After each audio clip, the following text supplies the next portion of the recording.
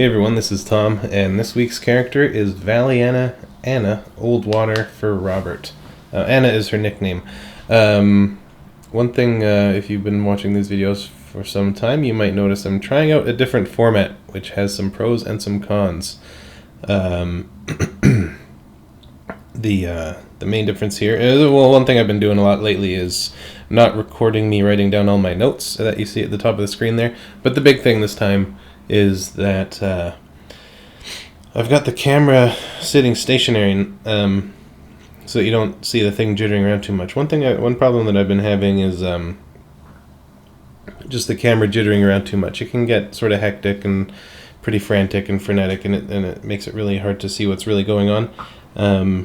In this case, I'm basically just recording the illustration process on my second monitor in a new window without anything interrupting it. The problem, though, is that Photoshop doesn't show the line actually being drawn. It just shows it once it pops up. So it's sort of like a simulated thing. If anybody here watching this knows of any software that does a good job of recording Photoshop in a way that doesn't require a literal recording process where it records what you do and then you can export it. I don't know.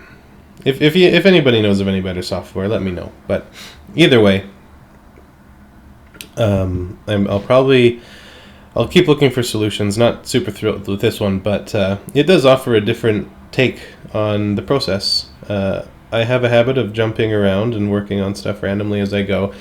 I'm still trying to make sure that I work with a process that's sort of consistent and ordered. It's good to remember the steps, even if there's steps that you develop yourself as far as how you go about making a piece. But as long as you're consistent with those, then you're good. This does give me an idea for how I'm going to do the next one as far as process goes. Not with recording, but the actual painting process is something that I learned from one of my art friends and old coworkers. Hopefully I remember to do that. But yeah, you'll notice that when you can see the whole thing at once, there'll be long periods where it looks like not much is happening. That's either me changing a setting in Photoshop, like a brush size, or arranging some layers, or renaming something, or I'm actually just working on a small detail or a bunch of small details that's sort of hard to notice when you're zoomed out like this. So it's sort of a it's a give or take sort of process here. There's going to be some benefits, some not so benefits. But I'll keep trying. The videos have changed a bit since we started, so it's a working process, or a work-in process. So we'll get there. It's working. Just, I don't know. Let me know what you think. This recording process was a bit of a hassle, but I'm definitely open for just whatever it takes to make it so that it's an actual improvement. But either way, I'm going to be going into Anna's background and everything in a little bit. But the main distinction of her character is that she is an anthropomorphized animal, sort of hybrid character. Off the top of my head, I can't recall exactly how she's been augmented, whether it's purely genetic or I think there's magic involved. But she's basically she's a hybridization between basically a white Labrador and a human. Robert has his reasons for this. Essentially, it's a made-up race for D&D. It's not like in the player's handbook or anything. It's basically, in my mind, I was trying to think of it as like a friendly version of, or a good version of what a gnoll is. So rather than it being like a monster hyena man, it's a happier, kinder, gentler, more noble, candid creature mixed with a human. So it's sort of like just like a good version of what a gnoll is, I suppose. But these sorts of things come with certain challenges. In regard to anatomy, usually it depends on when you're hybridizing anything. You really got to focus on What makes the things I'm hybridizing distinct and unique? In this case, for human, it's obviously bipedalism, upright stature, long arms, hands, neck, this sort of the human fare. I mean, we all sort of get it. But then for a dog, if you're doing this, it's really the hind legs and the head. And she does get a tail eventually near the end when I put that in there. I have a penchant for when I draw digitigrade legs like this, where the character has basically, it's just dog hind legs, where they're all zigzaggy and hard to draw.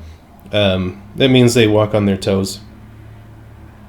Sort of a neat thing. Basically every quadrupedal animal, or pretty much every animal, I should say tetrapod, has 4 points of contact with the ground.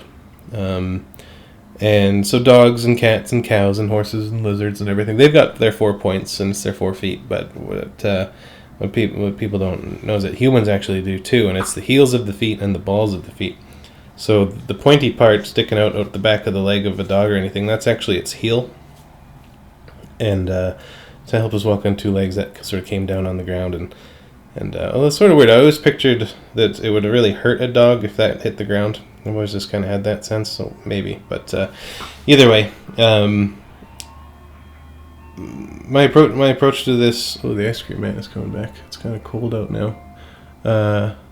But I don't like having too much of a bend in the legs, at least in like a sort of a neutral stance pose. I often see... I don't blame people for this, because it's kind of like fun and neat to draw creatures with legs like this, but they'll often have, it's almost like a lightning bolt shape, like a number 5, where there's like a 90-degree angle at the knee, and I mean, I get it, it's cool and neat to sort of draw that, but if you're drawing something that's going to be biologically sound, you can't do that. It's just too much strain, too much stress on those sorts of muscles, like doing a wall sit, or like if you stand there with your try to like stay with your knees at 90 degrees and on your toes, and just see how that lasts. So like, I mean, her legs could easily bend that way, but she's just not going to stand that way. So they're going to be a bit more straightened out, a bit more column like. I mean, that's why human legs are straight. It's because it needs less muscle strength, but that's basically the main sort of difference. I mean, aside from the head, her head is described as basically looking like a white lab, which, if you're not familiar, is a type of dog. Or lab is short for Labrador Retriever. They're really friendly dogs. They're good dogs. I had 2 yellow labs growing up, so I've got a fondness in my heart for them. But it looks like everything's sort of getting carried away. Once again, process-wise, it is sort of variable. Basically, everything starts off with notes and research, and then writing things down point form. Stuff that I know that I can't get away with not including. Stuff that has to be there visually. And that can be literal descriptions, it can be your impressions of a character, whether for their personality and whatever. And then building up from there. So in this case, starting up with a vague skeletal sort of structure, and then just putting in the meat right away, and then starting with a sketch for the costume, where I'm just going through the notes. I'm just reading through the notes again as I go, and just making sure I'm lumping in really basically all the stuff that I know needs to go there. So without further ado, I'm going to go through the information that Robert sent me about Valiana Anna Oldwater. Anna is her nickname. Okay, so her race is augmented human, humanoid canine, Thayan Malhorandi lineage. A class, she's a fighter 2, artificer 6, wild mage variant 4. She's 6'2", 180 pounds. Anna started out a little... Hold on, I think there's just a little autocorrect function here.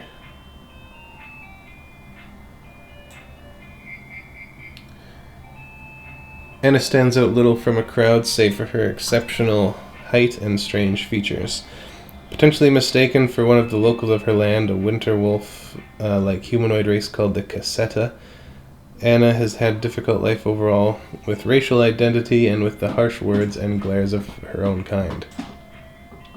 Anna grew up the youngest of 4 children in a rich Thayan family, the black sheep of the family, and the result of an adulterous meeting between her mother and a Mulhorendi servant.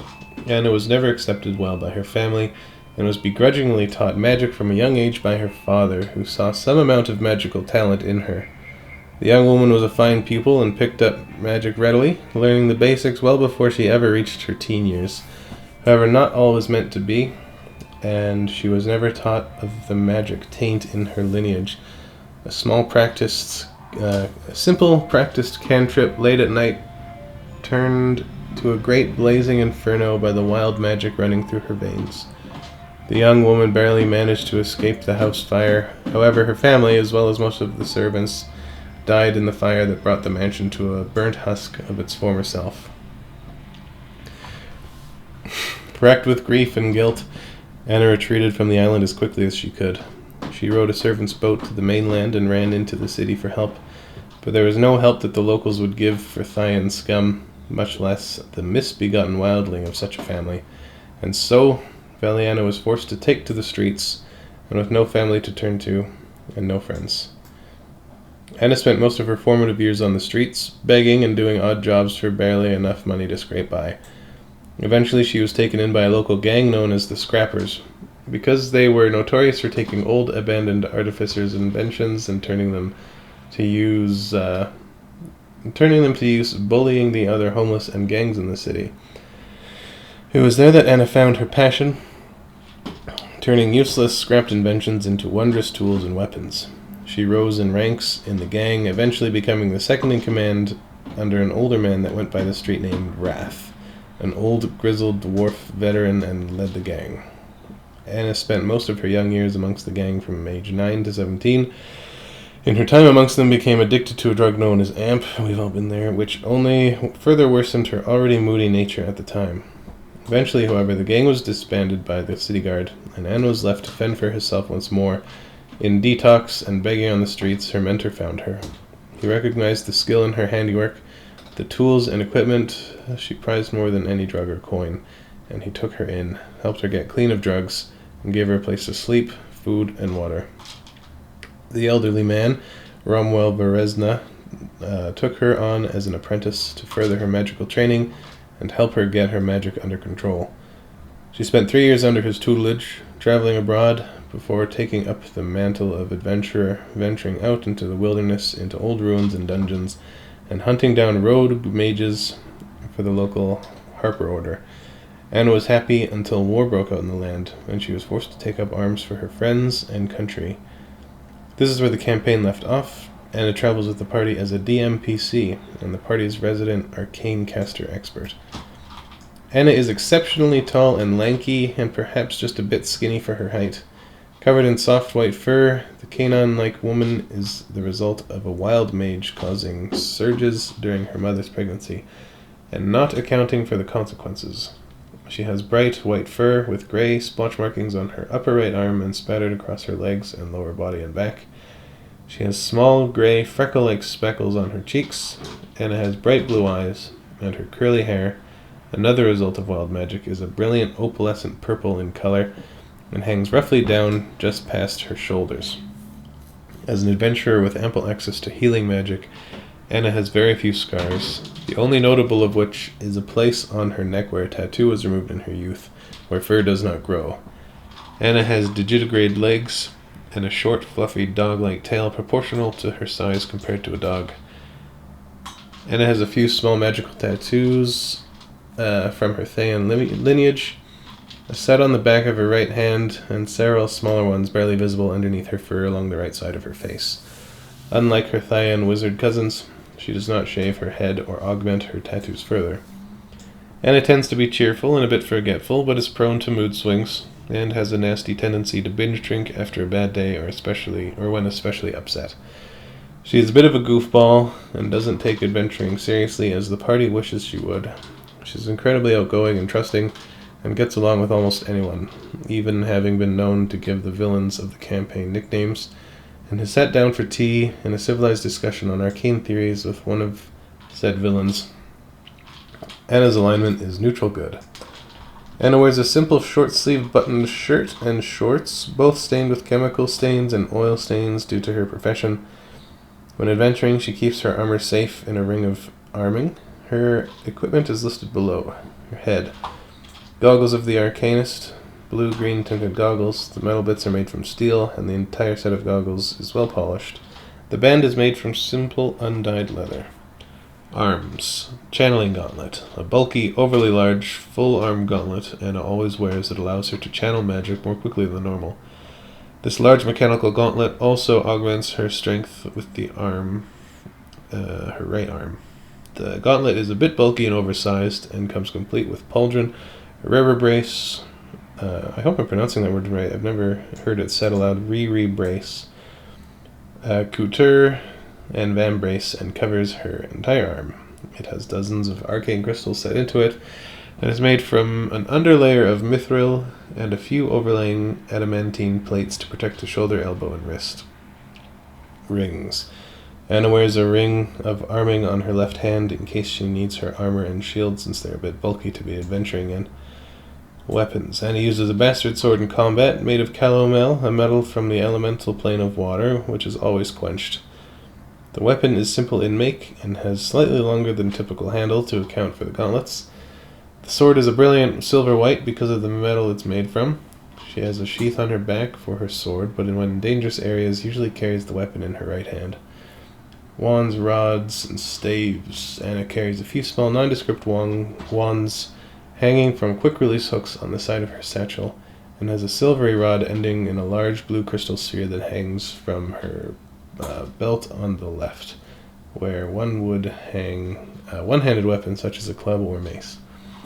Other gear. Anna wears a satchel which functions like a handy haversack and hangs down just above her left hip. Anna has a flask hooked onto a strap on her right leg, and a small pocketed strap with small pockets for potions on her left leg, both of which are sewn into her shorts. If you need any further details on the character, just send me a play. Her physical appearance is modeled roughly on a white Labrador Retriever, but with sandy gray splotches. And that's all the write-up I got for Anna here. So that's the story. So I talked with Robert a bit more. And he mentioned the party that he was playing with was that he was pressured into making a furry character. The rest of the group involved the Catfolk, two Gnolls, and an Ibexian, which is a goatman, probably. Or I guess it would be Ibexian. This is an Ibex, it's goat. Yeah, so that's that. As far as we're going here, it's really just a matter of. I mean, she's got a grounding of a basic outfit with just a button-up shirt and shorts. So you put that in. Just try to make it work with the setting in place. Really, just working with the descriptions. If they're simple like that, you can really use that as a chance to interpret things essentially however you want, as long as it doesn't. This is one thing to remember too. Like if you're short on descriptions, you don't have to worry too much, I should say, about nailing what's exactly perfect for a character. And that sounds like a cop-out, but there should be a distinction here between where it's like if you can't complement the character with the design, you mustn't contradict them with the design. And I think it's more important that you don't contradict them than if you complement them. A lot of characters are actually quite hidden with or by their design. As an example of a place where this works, the example I always go to is the Men in Black. They've got these far out, high adventure, sci-fi, paramilitary, police organizations, spacefaring, pest control, and all these other ways to describe them. But the point of them is to have the most nondescript outfits that you can have. Just the plain white suit, sunglasses, or plain black suit, sunglasses, white shirt, classy watch, classy car. Just basic, is as basic of a G-man as you can possibly have. Another example would be characters like from Harry Potter. I can't remember the name of the guy, but he's the guy with the googly eye, the grumpy dark arts teacher dude who shows up. My wife's going to kill me for not being able to remember these characters' names. But, he is a really gruff and kind of rough around the edges guy, but he is a good guy. He's a heroic character, but he's portrayed with that gruff, hard-edgedness. I mean, that doesn't contradict the character, but it does sort of... It makes it easier to think he's a villain. Another character, like an example, would be like Sirius Black. His design is meant to totally sort of betray who he is. I mean, I know he's coming from Azkaban and he's all dirty and gross, but a lot of the design is there to sort of occlude who they really are, or stand in the way of who they are. Strider, Aragorn from Lord of the Rings. He's like, in the bar, he's this scary hooded figure in the back corner who looks like he wants to murder these hobbits in his sleep. But they're really looking at one of the most noble living beings in the entire continent. I mean, I guess in that, but yeah, I wouldn't even say it's contradicting it, because it's something that those characters can interpret as being intimidating and dirty and grimy. He's not wearing like devil horns on the side of his nose, and he's not wearing like black spikes and a choker around his neck or anything. He's just dirty and grimy. So that sort of stuff, that's sort of there is a distinction there, and it's vague. It's something that I would rather sit and look at an example of and dissect it and sort of weigh the differences. Maybe I could make a video about that. Or if I ever see you and we're having coffee, it'd be something that we can go on quite a bit. But it's something to be aware of, something that maybe you could have a conversation with your friends about, the distinction between complimenting a character, being complimentary, like sort of articulating their design, like taking their essence and doing a design that lives up to it, versus contradicting it and just putting stuff in there that makes no sense for somebody to have, stuff that they just should never, that they shouldn't just never have. I just sort of thought of something there where a writer who took something that should contradict a character and then turned it into something that complements them. It was in The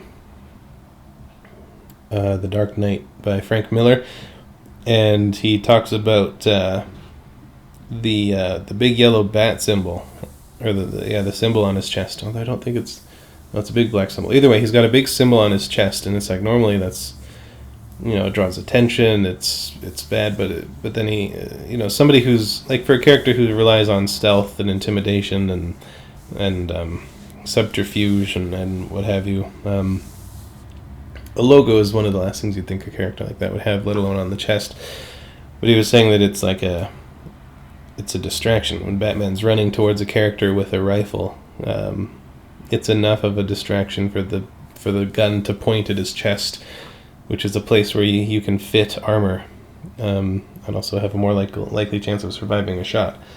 And that is just genius writing. But that's a good way where he took something that should contradict the character and turned it into something complementarian. So Take with it what you will, or take from that what you will. It's a complicated arena, but something to be aware of. If you can't think of something like shocking or dynamic or super super unique and eye catching, just whatever it is, just don't contradict the character.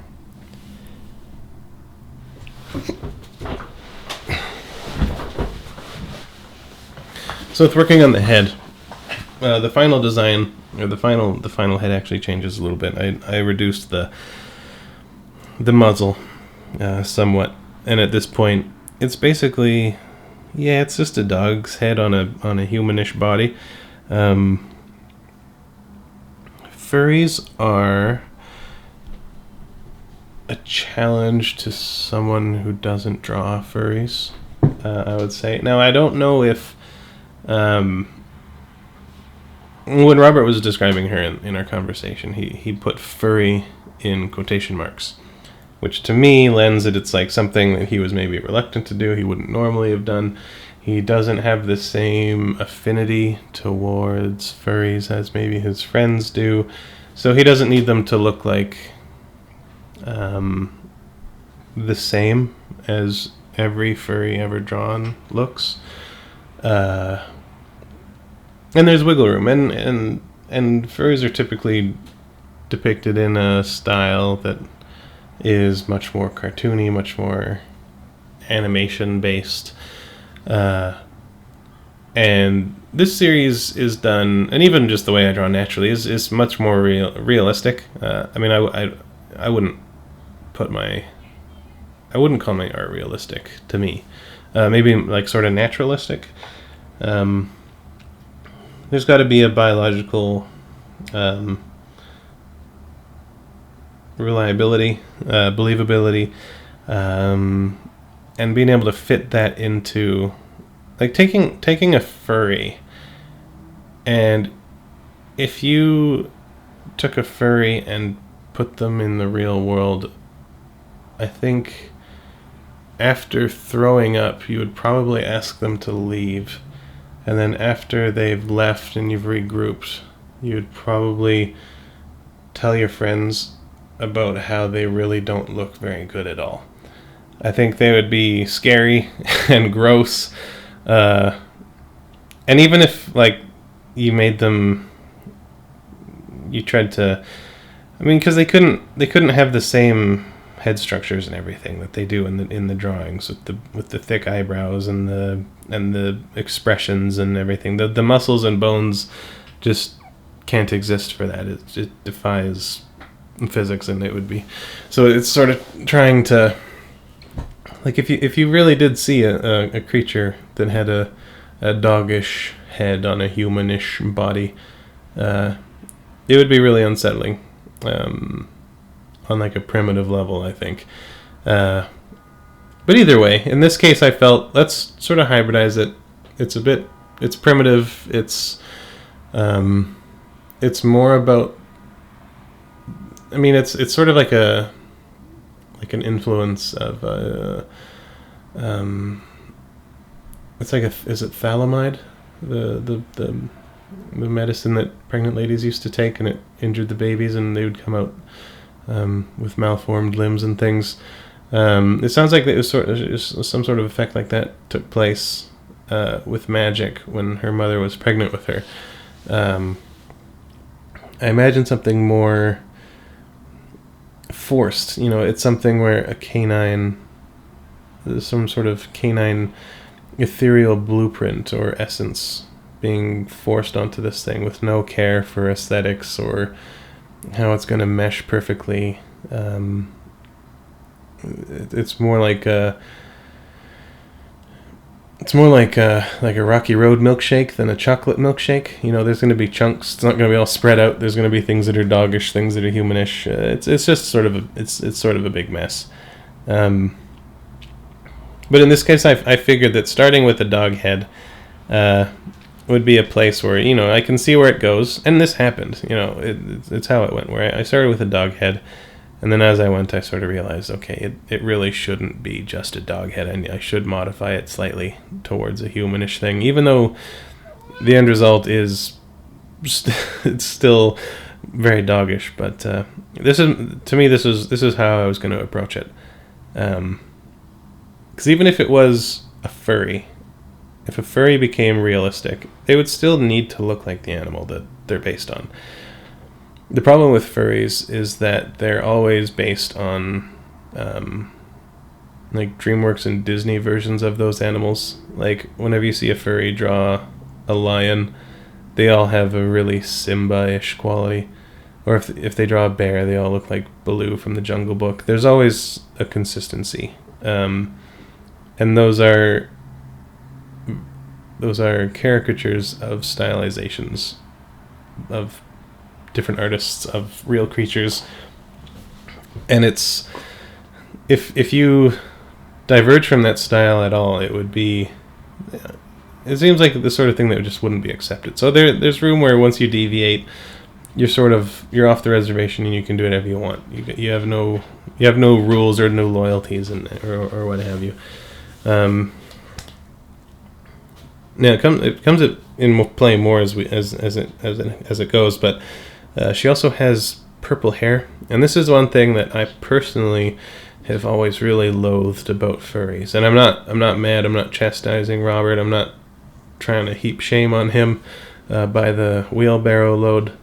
But if you got these creatures that are already hairy, but then they have hairdos that they do, and that they comb and that they gel, and I'm not talking about Anna, but like I see that a lot in furry stuff. It's sort of weird. It's kind of like pick one. Like, are you just why did they just do that hair on the top of their head? Like, why did they just dye that hair? Wouldn't they treat hair differently? Wouldn't hair mean something else to them? Wouldn't they be much more into the rest of their hair and like style things differently? And it's sort of like, let's just give every animal a mane and then make them comb it like it's from a 90s children's show. But that's just me. But I mean, in my case, the way I was trying to see it is, this is a challenge, and I need to find a way to depict it, and that is an enjoyable process. So, in this case, I figured there's not going to be as hard of a line. I mean, if you take a human male and a human female's hairlines, they're already different. Men have a much starker hairline that's much more sharp, much more binary, where it's like, here's hair, here's not hair. And women tend to have a more vague hairline, where it's much more passive. It sort of fades in, like especially around like the temples and in the back of the neck and sort of down in like the sideburn area. It's just a much more vague transition. But if you had a creature like this, especially she's covered in hair and she's female, then there's going to be, or at least part human female, having some level of trailing off of hair lengths and different places where there's more hair growth. So there's more hair, sort of longer hair coming off the back sides of the ears, so it's sort of, they camouflage a bit more. They fit more into the long hair on the side. And then even sort of down on the jaw, the corner of the jaw and the cheeks there is where some of the hair starts growing longer earlier than it would on a human female. Then it sort of all goes back and joins. And so it's something that's a bit more animalistic. It's sort of me it is me attempting to blend some sort of, or to hybridize some sort of blend between human hair and creature hair, animal hair, in that regard. That's how it goes. Now, one thing that's neat about labs and other sort of maritime dogs is that they have these black nubbins on their lips. I mean, their lips are black, but they've got all these little nubs that go down in a row around the edges of the lips, and they look sort of gross. But I found out, or at least this is what I was told is the function, is that what they do is they increase the surface area of the lip. So as the dog is swimming and the lips get raised by the water around the mouth, then that helps the lips stay together just ever so slightly longer so that the water gets kept out. So by the time the lips drop back down, it makes them sort of cling together just a little bit longer than when the water's up, so they don't have to worry so much about drowning or having water flow into their mouths, because they don't have the same sort of control over their lips as we do. And I mean, I guess I've seen lots of dogs go underwater and stuff, but I've heard conflicting reports on volitionary breathing of animals. Like some apes, some of the great apes can't hold their breath. They can't really like control their breathing. It's just entirely passive and not up to them. But yeah, it's just a way that helps dogs not drown. So that's a fun little fact. I didn't go in and add them as a detail, but I did give her the black lips of a lab because, you know, white Labrador, she's still going to have black lips. So I'll just include that.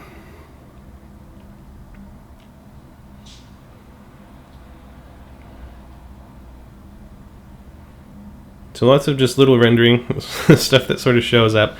I guess if I try this technique of filming again, I might include there's a little checkbox in the software I use that will show you where the cursor is. And actually that might not work because the cursor's technically on the other monitor. I'll keep trying. There might be something that will sort of do a better job of showing where the cursor is. A lot of the time you can see where I'm working, but some of the subtler stuff gets totally lost. Now, everything that I'm drawing does just snap into existence rather than being shown drawn in, but it is sped up so much that that it's almost like that's how it was anyway before. Like it's at least being zoomed out like this. Yeah, so it's not too much is getting lost, although sometimes you'll see just like an area of color just like snap into place, like if I'm filling in like a wash for where the shirt would go or what have you. I see friends upload videos of them drawing it, but it's like usually stuff on their tablet or something, and then the software records it. There used to be a program called Open Canvas, and it would record your process. It would record every stroke you took and everything, and you would just be able to play it back, and it was a blast. I wish there was something like that for Photoshop. Maybe I'll do something with Open Canvas if it exists, if they still do that. Anyway, I digress.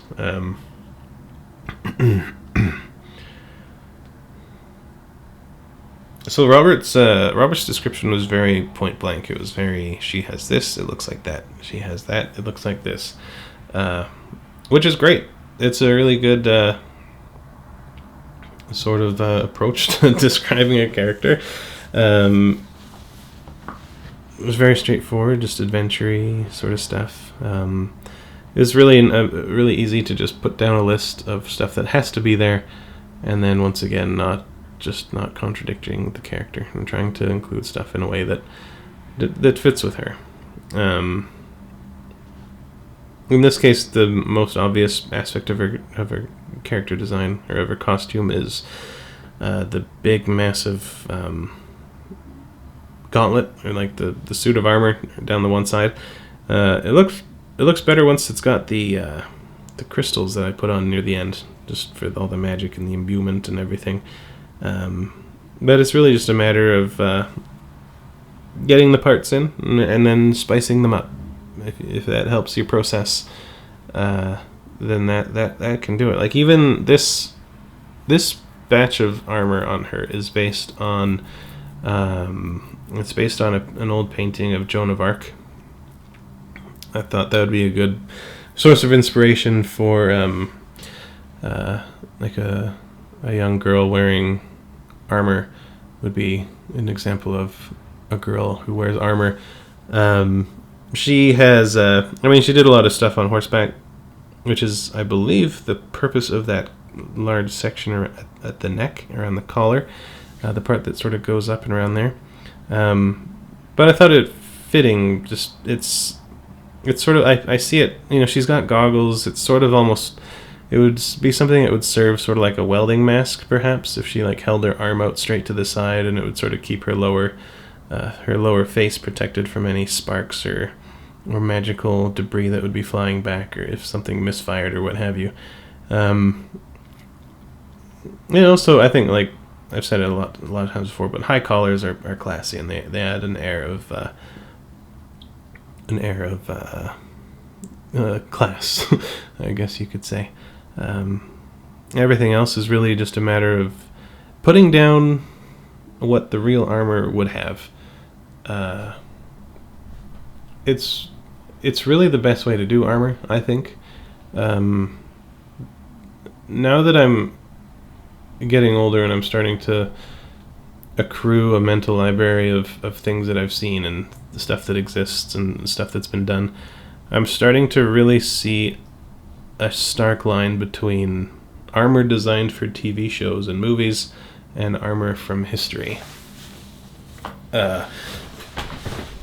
There's a pretty big difference, especially because armor for TV and films, it comes from a different sort of place with different requirements. I mean, they need to be able to be built cheap. It needs to be able to be built out of plastic. It needs to be able to fit different people. And it's not just a one-off. It needs to be. Sorry, I've just got a cat climbing all over my face here. It needs to be like stuff you can do stunts in, stuff that it's sort of it's a whole different list of priorities, and so you'll have things like a wide separation between like the breastplate and the shoulder pad and the pauldron, lots of sort of weak links and missing areas where you would need a lot of armor, stuff that is often designed and chosen more because of how cool it is, and legitimately cool. It is something that exists, rather than how it would function. I even saw YouTube recommended a video to me even where a guy did a quick review of a lot of the armor in Game of Thrones and sort of talking about which ones are obviously incorrect, which ones are great, which ones would do very well in real life, which ones wouldn't. Any sort of video like that you can look up is a really great intro to thinking about armor in that way, functionally. If you're looking up armor from media, like games and movies and comics and stuff as your reference, I advise you to not do that, because you're taking an artist's ideas. You're not taking a real object. There's stuff you can still get, I suppose, but historical stuff is best, and I prefer to keep things grounded in that, whether I'm doing sci-fi, fantasy, realistic stuff, high fantasy, like crazy out of the blue, or whether it's out of the blue or out of the book. I like having stuff based on history, because everything that exists that has been like achieved by humans and produced and made, and especially like something like using a suit of armor as an example, it's gone through centuries of R&D, of research and design and trial and error, and proven or failed based on death, like whether if it leads to someone's death or it sustains their life, in that like armor is born out of that fire. And I think it is foolish to not take as much from real armor as you can. It's a living testament to ingenuity, problem solving, fabrication, and whatever other word would sound best at the end of that list of words. That's sort of my ode to reference, or using history as your guide. It's all got to come from that real spark, because you're building worlds. You're building worlds that don't exist, that need to feel like they do exist. Otherwise, people aren't going to be enjoying them. They won't be enjoyed. They won't be respected, or you won't. There's something that nobody could live in. And if you can emulate that sort of tangibility and that history that real life has in your fictitious worlds in any way, to any degree, it's going to set them apart from other stuff out there that doesn't, from stuff of yours that you haven't. Um, that to me. That's the line in the sand. Is it part of a world, or did it just plop out of somebody's imagination, and it's just some arbitrary nonsense? Watching this video, I can almost not even see anything changing or moving.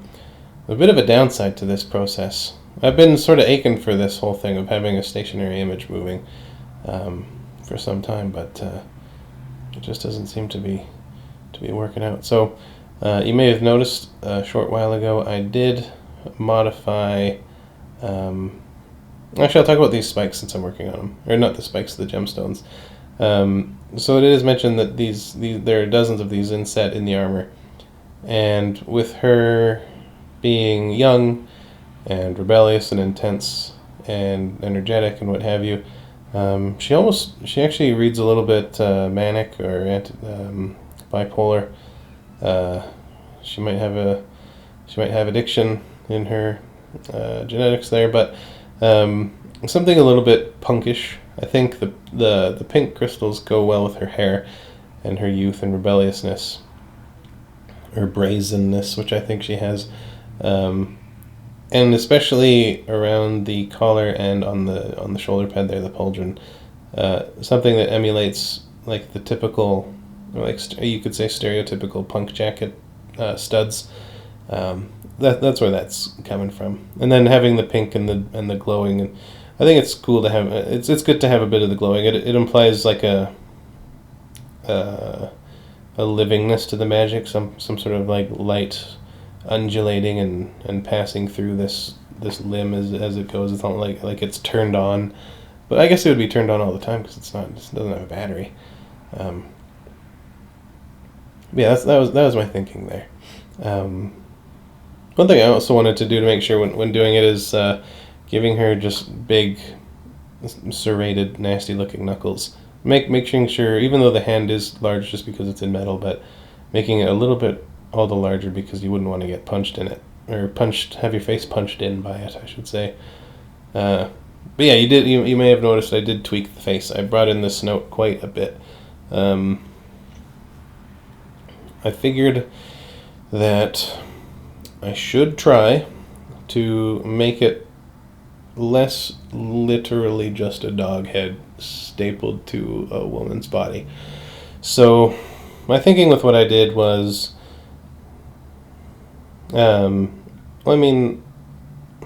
dogs' faces and humans' faces do share a lot in common. From certain angles, like if a dog is looking straight at your face, depending on the breed, largely, but there is a triangle of features from the mouth to the eyes, including the area with the nose, where it will sort of line up quite closely to the arrangement of features on a human face. Because of dogs even evolving in such close proximity to us, being bred by us, working together with us, they even will read a person's face as a human does. So like if I look at your face, I'll scan from left to right and down like I'm reading a book, and dogs where I'm from will do the same thing.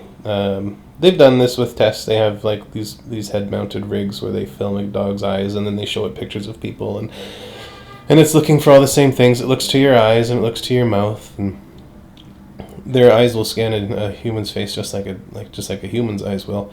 Dogs also understand pointing. Chimps don't understand pointing. I don't think elephants do either. A lot of the intelligent animals, babies don't even understand pointing. That's a big deal. That's really cool. But anyway, but I figured if I'm going to even blend like human faces and dog faces, the number one difference is the muzzle, the snout. So I basically just had to push that back in. Even something that mimics like any sort of human evolution, having any sort of reduced smell or need for it, is our noses are obviously reduced. I mean, yeah. So something like that. I mean, she's not going to be going around sniffing other augmented humans' glands or anything. So she just biologically doesn't need to have that. But it is mostly just to push it more towards a human sort of structure. I also gave her a bit more of a nose bridge. Like dogs usually have like a ski slope, like a mountain slope sort of bridge of the nose that goes down and sort of waves out into the nose. But for her, I sort of made it a bit blockier and stockier. I did want to make sure that I kept the wider mouth, or like I guess longer mouth, you'd say. But also wanted to make sure that the eyes stayed larger and wide set. I figured having larger eyes would be a bit of a tip of a hat to furries, which are always drawn with really big eyes. I figured that would be fair. And then a big part of their face is just going to be the lips and the mouth and what have you. This is me trying to figure out how to put in all this purpley hair. It's a bit hair that's a bit greasy and not in a slobby way, but in like a devil may care kind of way. Still got curls. It's just good bedhead.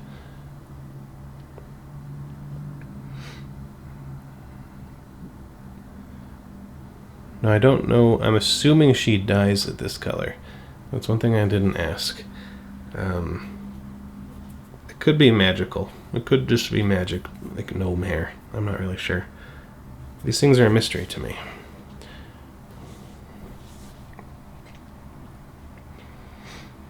Pretty much everything else on her outfit is really just sort of one-to-one. Nothing is too flashy. You don't want to make everything be screaming for attention. I drew the armor pretty early on, and that's clearly like going to be the most interesting and most important part of her outfit. And if you had every single thing trying to arbitrarily be screaming for attention, that can knock a character off balance, and it can diminish the effect of anything else that's supposed to be dominant. Really trying to keep things between. If you have a character that's going to have something that's primary like that, you got to try to keep it focused to as few things as possible, because you'll have the same level of attention, but if you start dividing it between different things, then nothing will have there's only a set amount of attention or impressiveness that can be on a character, and the more things that are deserving of that intense admiration or impressiveness that you put onto a character, you want to think that it's the more cool things I put on this character, the cooler that character is going to be. But really, it just makes everything less cool, because there's only really a certain amount of coolness that can be on there. Now that amount is potentially very high, depending on how cool that one thing is. But you can't spread it around. At least not too much.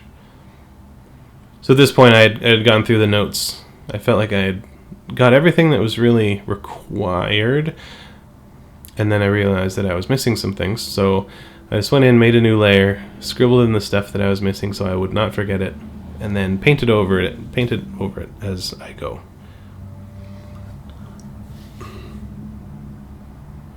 So flask rather than a basic pouch, hooked on, long clips, stuff that won't, just designed so that it's something that wouldn't come off without intention. A long, deep sort of hook, it's flat, that goes over a belt, and then wrapped around. These are definitely overkill for a flask. A flask doesn't need that straps that huge. It'd be pretty heavy. But I like it. I like it. That's a terrible rationalization. But it fits. I liked the keeping the things consistent. Every strap is the same width. Just nice and steady. It's sort of, I think it helps give it a utilitarian look. With her being sort of based in a lot of alchemy and stuff, I see her more as like a tradesperson, sort of blue collar type. Especially you've got glasses, you've got sort of this like punkish drinker attitude. Essentially, she wears what adds up to like a Dickies shirt. It's untucked, by the way. That was, I figured that would be how she would wear it. Even things like tucking in a shirt and not tucking in a shirt, or having a shirt tucked in halfway, or tucked in but poorly, those are all ways to imbue character in a simple, subtle way. You can have something that's really like formal and intense, like a gig line, like in the military, where you have the buttons and the opening in your shirt that goes down through your belt, lines up with your belt, and then and your fly. It's called a gig line. I know that from Major Payne, one of my favorite movies. But yeah, it's like a character who's a bit more carefree and rebellious. It'd be untucked. A character who's uptight and formal and disciplined. It'd be tucked. A character who is sort of good-natured but a little bit careless. That would be like one half of it's tucked in, or it's tucked in sort of poorly. Actually, if it was half tucked in, half untucked, I'd say that's the good-natured dope. Or like, not a dope, but good-natured and a bit scatterbrained, usually intelligent. And then if you had a dopier character, I think it would be badly tucked in. Something where it's like someone told them to do it, but they just couldn't do it, and they complied, and then they just didn't care that it was bad enough, or that it wasn't good enough. Stuff like that. That sort of stuff counts for character design. Even like her having like rolled up sleeves. You could have sleeves worn all the way down, sleeves folded up, sleeves rolled up, sleeves cut off, sleeves ripped off. The list never ends. It actually ends quite quickly. But even if you're working with just mundane stuff like a shirt or shorts, in the case that we have here, how someone wears their clothing has almost as much to say as what clothing they're wearing. What did I say? Oh yeah, another thing that I was going to notice is that there is a part on her neck that is missing, or where the fur is missing, where she does have that bald patch, where her tattoo was removed, and that's just above the goggles there. Another reason why I'm not a fan of this format is that it's hard to notice those details. But she's got a gray. She has gray, purpley gray skin, where the fur has not grown back. This is me throwing in the details, putting in this wand. Lots of wands, little wands. She's holding one with her gauntlet hand. Some sort of a purpley ivory.